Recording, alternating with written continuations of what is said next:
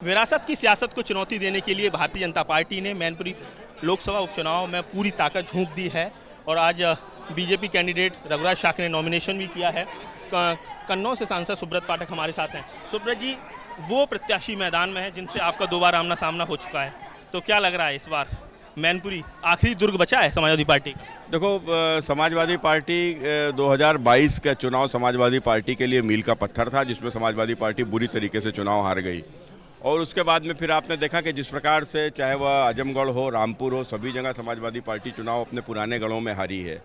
कन्नौज पहले ही समाप्त हो चुका था, अब मैनपुरी की बारी है। हम उत्तर प्रदेश के सभी भारतीय जनता पार्टी के नेता यहाँ के ऊपर कैंप करेंगे और यहाँ मैनपुरी की जनता, जो कि मुझे पूरा भरोसा है, इस बार ये वंशवाद की राजनीति को समाप्त करेगी।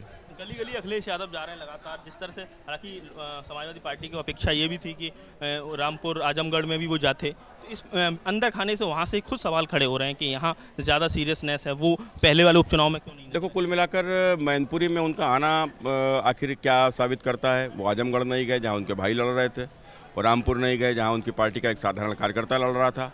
और उसके बाद में अभी जो उपचुनाव जो हुआ है, जिस प्रकार से लखीमपुर खीरी में, गोला में, तो वहाँ के ऊपर भी उनका जाना नहीं हुआ और ना ही कहीं के लिए भी अपने चाचा का उपयोग किया, उनको स्टार प्रचारक बनाया। लेकिन आज अपने चाचा को स्टार प्रचारक भी बना दिया, स्वयं मैनपुरी नामांकन कराने भी आए, वैसे भी कराने आए। तो एक तो डर तो है ही है, और दूसरा ये जो अपने परिवारवाद को भी किनारा करते हुए जो वंशवाद की जो राजनीति को लेकर आए हैं। मैंने तो कहा था कि हो सकता है कि इनका बेटा बेटी लड़ने लायक नहीं है, उनकी उम्र होती तो उनको ही चुनाव लड़ाते हैं, अब नहीं है तो पता नहीं।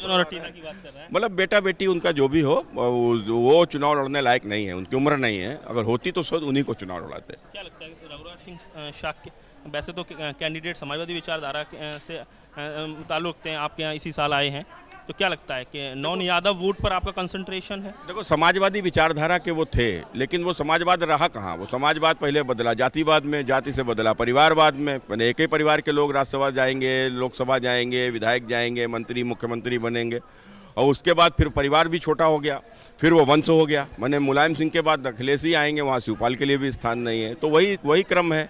आज मुलायम सिंह के बाद बहू आई और फिर भाई जो यहाँ से सांसद रहे धर्मेंद्र और तेज प्रताप, वो भी किनारे हो गए। 94,000 वोटों तक सिमट गई थी समाजवादी पार्टी, उससे जीत हुई थी, यानी मार्जिन कम हुआ था नेताजी का। अब नेताजी के जाने के बाद तो और ज़्यादा टफ रहने वाला इलेक्शन, आप लोग इसी घेराबंदी में लगे हुए। देखो, बसपा के साथ गठबंधन था। बसपा के गठबंधन होने के बावजूद भी अगर 90,000 से नेताजी चुनाव जीते थे, नेताजी की बात कर रहे हैं, नेताजी चुनाव जीते थे जिनको दूसरे दलों के लोग भी वोट कर देते थे, तो फिर समाजवादी पार्टी तो अपनी स्थिति को समझ सकती है। आप समझ सकते हैं सुब्रत पाठक बीजेपी पर हमलावर कह रहे हैं कि अब परिवारवाद, जो जातिवाद से आगे बढ़कर परिवारवाद और परिवारवाद के बाद वंशवाद पर सीधे सीधे अखिलेश यादव आ चुके हैं। यही वजह है कि उन्होंने वो अपने बेटे को भी चुनाव लड़ा सकते थे अगर वो 18 साल की उम्र पूरी होती, अगर आयु पूरी होती, यानी जो मेरिट्स होती हैं। तो कुल मिला के कहा जाए, बीजेपी ने पूरी तरह से ताना बाना बुन दिया है। मैनपुरी लोकसभा उपचुनाव समाजवादी पार्टी के लिए जीतना इतना आसान नहीं है।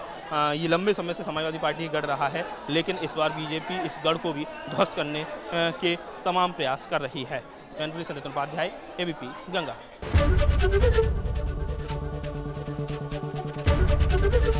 एबीपी गंगा, खबर आपकी, जुबान आपकी।